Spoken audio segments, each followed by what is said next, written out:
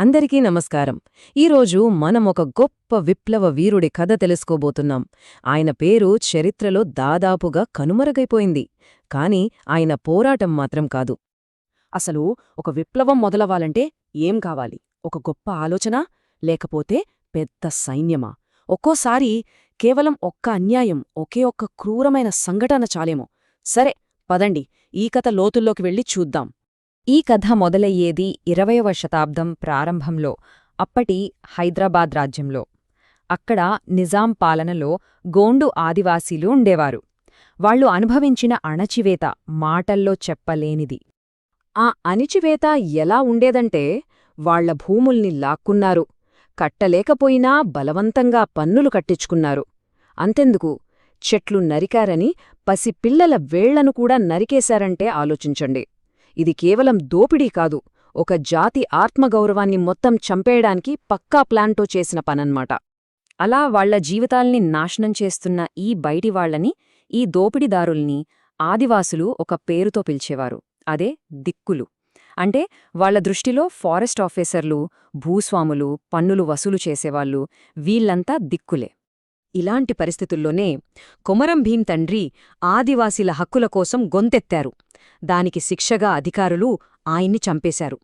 తండ్రి చావుతో భీంకి కలిగిన దుఃఖం ఆ తర్వాత పట్టుదలగా మారింది. ఆ ఒక్క సంఘటనే ఆ తర్వాత అడవిని మొత్తం రగిల్చే నిప్పురవ్వైంది. ఇక్కడే అసలు కథ మొదలైంది. కొంతకాలానికి ఒక గొడవలో అణచివేతకు పాల్పడుతున్న ఒక అధికారిని భీం చంపేస్తాడు. దాంతో తప్పించుకోవాల్సొచ్చింది. అక్కడ్నుంచి మొదలైన ఆయన ప్రవాసం ఆయన జీవితాన్నే మార్చేసింది. అదే ఆయనకు ఒక పెద్ద పాఠశాల అయింది. ఆయన ప్రయాణం చూడండి. సర్దాపూర్ నుంచి పారిపోయి చాందాలో ఒక విప్లవ పత్రిక దగ్గర పనిచేశాడు. అక్కడినుంచి అస్సాం వెళ్లి తేయాకు తోటల్లో కార్మిక నాయకుడిగా మారాడు. చివరికి బల్లార్షాకి తిరిగి వచ్చాడు. అంటే ప్రతి అడుగులోనూ ఆయన కేవలం పారిపోవట్లేదు, ఒక సాధారణ వ్యక్తి నుంచి ఒక గొప్ప వ్యూహకర్తగా మారుతున్నాడు.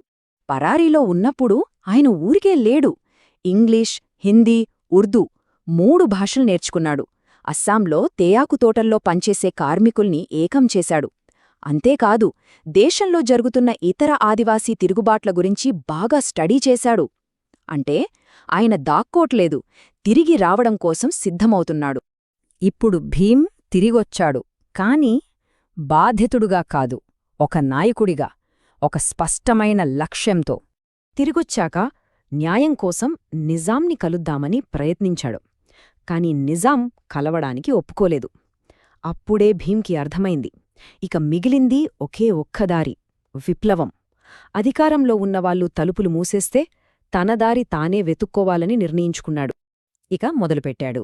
ముందుగా 12 గ్రామాల నుంచి ఆదివాసీ యువతను ఒక్కచోటికి చేర్చాడు. వాళ్లతో ఒక గెరిల్లా సైన్యాన్ని తయారుచేశాడు. వాళ్ల ముందు ఒక లక్ష్యాన్ని పెట్టాడు. అదే స్వతంత్ర గోండు రాజ్యం.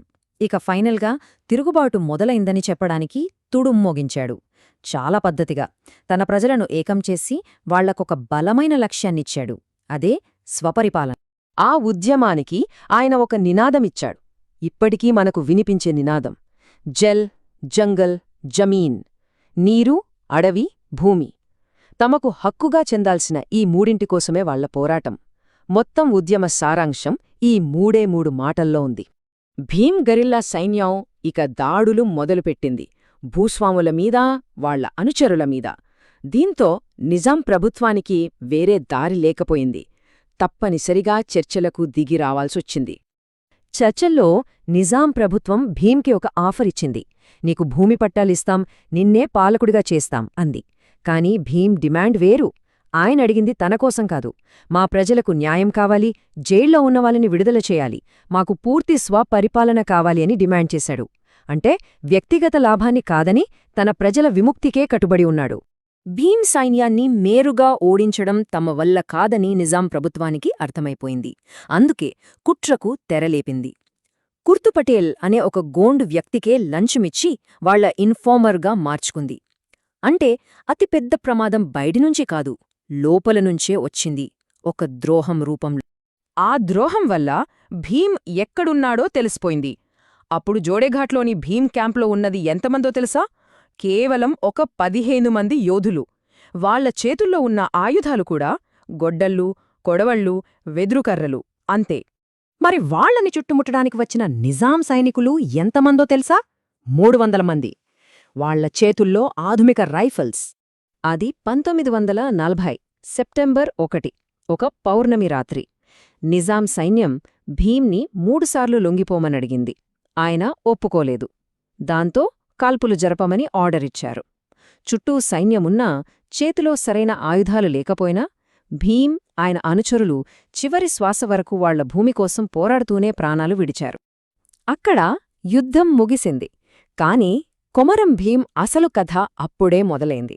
ఆయన పోరాటం తర్వాత ఆయన కథ కోసం మరో యుద్ధం మొదలైంది.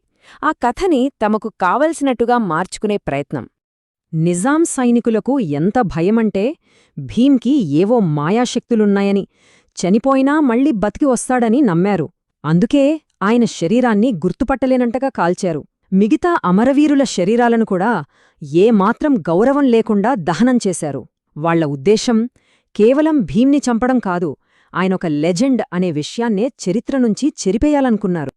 ఆ తర్వాతే అసలు సమస్య మొదలైంది. భీం కథ 2 రకాలుగా మారింది. ఆదివాసీలకు ఆయన ఒక పెన్, అంటే దేవుడు.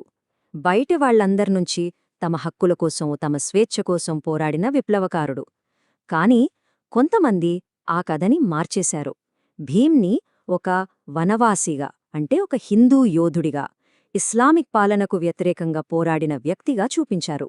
నిజానికి ఆయన పోరాటం ఆదివాసిల స్వయం ప్రతిపత్తి కోసం. దానికి మతానికి సంబంధం లేదు. ఈ విషయాన్ని గోండుల చరిత్రే స్పష్టంగా చెప్తోంది.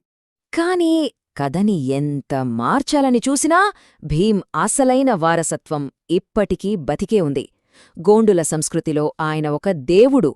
ఆయన ఇచ్చిన జల్, జంగల్, జమీన్ నినాదం ఇప్పటికీ ఎన్నో ఉద్యమాలకు స్ఫూర్తినిస్తోంది. ఆయన చనిపోయిన 72 ఏళ్ల తర్వాత హైదరాబాద్లో ఆయన విగ్రహం పెట్టారంటేనే అర్థం చేసుకోవచ్చు. ఆయన చనిపోయిన తర్వాత అడవి అంతా ఒకే నినాదం వినిపించింది. కొమరం భీం అమర్ రహే, అంటే కొమరం భీం చనిపోలేదు, బతికే ఉన్నాడు అని. తమ నాయకుడిని ఎప్పటికీ మర్చిపోమని ఆ ప్రజలు చేసిన ప్రమాణం అది. చివరిగా ఒక ప్రశ్న. ఒక వీరుడు చనిపోయినప్పుడు వాళ్ల కథని రాసే హక్కు ఎవరిది?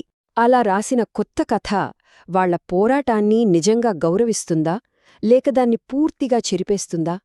మనం చరిత్రని గుర్తుపెట్టుకోవడమంటే కేవలం ఏం జరిగిందని తెలుసుకోవడం కాదు, అసలది ఎందుకు జరిగిందన్న నిజం కోసం నిలబడటం కూడా.